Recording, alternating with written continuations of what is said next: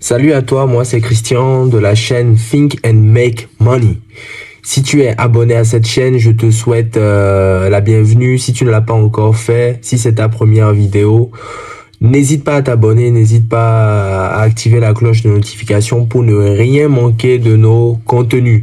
Donc aujourd'hui, nous allons aborder comme thématique comment faciliter son closing, comment signer rapidement un contrat de vente. Comment rapidement faire un deal avec un client? Comment le concrétiser rapidement? Parce que le grand challenge de beaucoup de commerciaux est, après avoir établi une proposition commerciale derrière, de ne pas avoir de son de cloche, de laisser courir, de laisser couler. Et après, derrière, il ne se passe rien. Ce qui est très, très dommage parce que le commercial ou le vendeur, il a eu à travailler. Plutôt le commercial il a eu à travailler, ou l'ingénieur commercial a eu à travailler sur un projet, établir un devis, demander des cotations. Et au final, derrière, il ne se passe rien. Après une semaine, rien. 2 semaines, rien. 3 semaines, rien. Bref, tu es peut-être concerné par cette situation où tu l'as déjà vécu. Bonne nouvelle, aujourd'hui, à travers cette vidéo, je vais te donner les 4 techniques que j'utilise et qui marchent.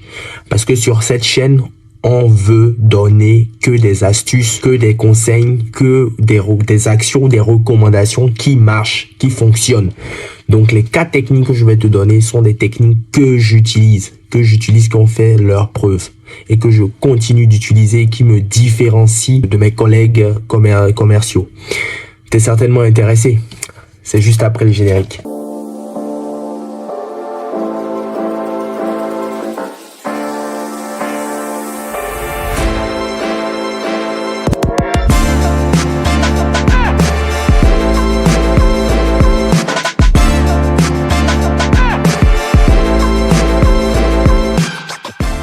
Sans plus tarder, voici les 4 techniques pour rapidement faire son closing ou rapidement signer un contrat de vente. La première technique est la technique la plus classique de chez Classique, qui consiste, après avoir envoyé l'offre commerciale ou après avoir établi l'offre commerciale, d'appeler soit le prospect, parce qu'il n'est pas encore client, pour lui présenter l'offre directement, ou soit de s'entendre avec lui pour lui adresser l'offre, mais derrière caler un rendez-vous pour en discuter. De cette façon, en calant une date, tu responsabilises ce dernier. Tu lui mets, on va dire, un coup de pression. Et de cette façon, ce prospect, s'il est sérieux, ce qui en général est le cas, en tout cas en général en B2B, il fera l'effort d'étudier ton offre avant la date fixée. Et durant cette date, tu pourras par la suite soit présenter l'offre si tu l'as pas encore fait ou si tu l'as pas envoyé, ou directement discuter de l'offre, répondre à ses objections, savoir s'il est intéressé, s'il est prêt éventuellement à signer. 2. Cette technique est l'une de mes préférées. Cette technique est un peu basée sur du bluff. Certainement, tu as déjà vu des joueurs de poker, tu as déjà vu un match de poker, tu as peut-être déjà expérimenté le poker. Il y a beaucoup de bluff, il y a beaucoup de stratagèmes. Et c'est ce que j'aime dans le poker et qui se rapproche, je vais dire, du métier de commercial. On bluffe beaucoup, on spécule.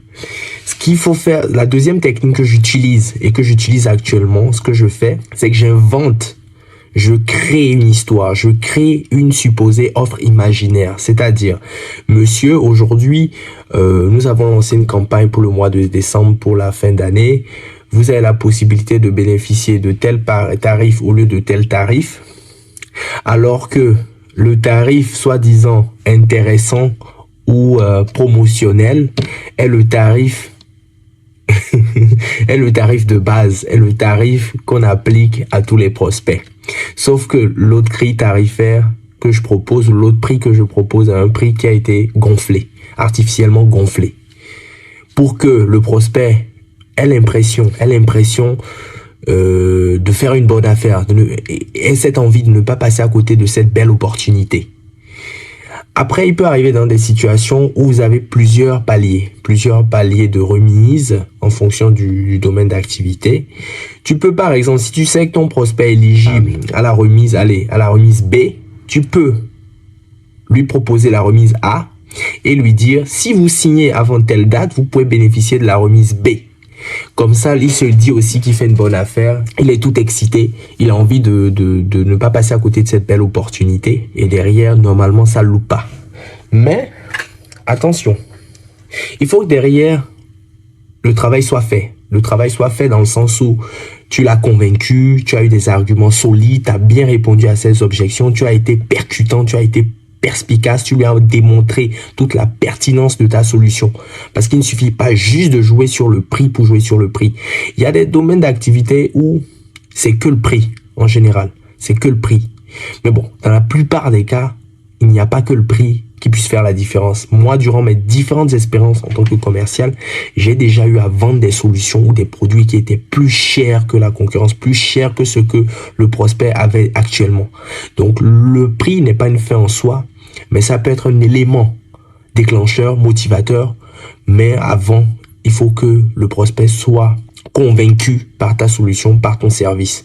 Parce aucun prospect, aucun client ne voudrait faire soi-disant une bonne affaire sur le prix et après se taper des problèmes qui vont coûter peut-être 2 fois, 3 fois, 4 fois, 5 fois plus cher que la remise qu'ils auraient bénéficié. La troisième technique est aussi du bluff, c'est aussi du stratagème. Ce que j'adore dans le métier de commercial, c'est que il faut avoir une imagination fertile pour réussir dans ce métier. Il ne s'agit pas de mentir à tout va, mais de raconter des histoires. L'humain adore les histoires. Il suffit d'arrondir, d'embellir les choses, d'embellir les situations, de créer parfois des petits doutes pour pousser le le prospect à agir. Et dans la troisième technique, ce que tu peux faire, c'est lui dire, monsieur, en mois de décembre, nous avons beaucoup de nos collaborateurs des différents services qui partent en vacances. Si vous signez mon offre, dès aujourd'hui ou dans 2 jours, je pourrai trouver un créneau pour le service IT, avec le service IT, pour qu'ils vous prennent rapidement en charge, pour qu'on puisse démarrer la solution en janvier. Mais si vous attendez 2 jours, 3 jours, malheureusement, on sera obligé de positionner le rendez-vous après les fêtes. Donc ça aussi, c'est un coup de pression positif que tu mets à ton prospect pour qu'il puisse rapidement prendre la décision. Rapidement prendre la décision et ne pas perdre du temps. Parce que toi, en tant que commercial, ce qui t'intéresse, c'est de rapidement signer tes contrats. C'est pas de t'éterniser, à attendre, à relancer, à demander s'il a lu, s'il a pas lu. Donc, quand tu lui dis oui, parce que actuellement, on n'a pas beaucoup de place pour la partie IT, pour la partie je ne sais pas quel service, il reste qu'un créneau, il reste que 2 créneaux, est-ce que vous pouvez vite prendre une décision d'ici 2 jours? Ça aussi, c'est une technique qui marche. Mais il faudrait que le prospect, je le répète, soit convaincu par ton offre. 4. La 4e technique est une technique qui est aussi pertinente et intéressante. Et là, je fais une petite dédicace à un de mes anciens managers que j'ai pas spécialement, qui est très sympathique, mais professionnellement, que je respectais pas plus que ça. Mais bon, il m'a quand même aidé sur la 4e technique à la trouver. Et la 4e technique, pour ça, je le remercie. La 4e technique, elle suffit tout simplement de quantifier le gain de ton prospect. Ça peut être en termes d'argent, ça peut être aussi en termes de temps. Et ça peut être aussi en termes d'autres économies. Peut-être des économies. Donc, il faut le quantifier pour qu'il puisse se rendre compte de visu, de l'opportunité qu'il a devant lui. Ça peut être, si c'est en termes de gain, tu peux, je ne sais pas, à partir, et bien entendu, des chiffres. C'est pas des chiffres inventés. C'est des études qui ont été menées à partir des statistiques, à partir, je ne sais pas, à partir, par exemple, de ton prix de vente, comparé au prix de vente de la concurrence.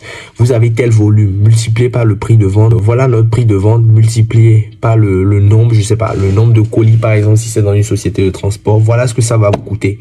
Alors qu'actuellement, voilà ce que vous payez. Vous avez, par exemple, 10% en général de colis endommagés Nous, avec notre assurance, voilà ce que vous pouvez récupérer. De l'autre côté, vous n'avez pas d'assurance, vous êtes obligé de souscrire. Alors que de l'autre côté, chez nous, l'assurance est incluse dans notre offre. Donc voilà ce que vous pouvez récupérer sans payer un euro de plus sur une assurance, alors que de l'autre côté, vous devez payer une assurance. Ça peut être ça, ça peut être aussi en termes de temps. Monsieur, voilà, notre solution permet à votre collaborateur ou à vos collaborateurs de passer peut-être 5 heures de temps au lieu de 8 heures actuellement chez la concurrence. 3 heures au prorata de son salaire, voilà ce que vous arrivez à économiser. Voilà, donc il y a plusieurs possibilités pour démontrer de manière palpable, de manière visuelle, le gain de ta solution pour le prospect. Voilà, pour le prospect, le gain. Donc voilà, voici ce que je tenais à partager. Voici les 4 techniques pour faire un closing, pour rapidement faire le closing. Parce que en matière de business, c'est le timing. Je suis d'accord, c'est le timing. Si tu envoies une proposition et tu laisses couler, à un moment, le prospect, il va se refroidir. Donc c'est pour ça qu'il faut battre le fer quand il est chaud. Donc, quand ton prospect est chaud, il faut rapidement agir. Parce que tu penses que tu es le seul qui est en train de le courtiser, alors que après toi et derrière, la file est très très très longue. Donc, il faut garder cet intérêt qu'il a pour toi en agissant rapidement dans un laps de temps. Parce que plus ça traîne, plus le prospect sera démotivé et il y a de fortes chances qu'il risque de ne pas faire affaire avec toi. Donc, voici ce que je tenais à partager. Si tu as aimé cette vidéo, n'hésite pas à la liker. Je suis ouvert à la discussion en commentaire. En attendant la prochaine vidéo, passe une excellente journée ou une excellente soirée en fonction de là où tu es. Et je te dis à très vite. Ciao.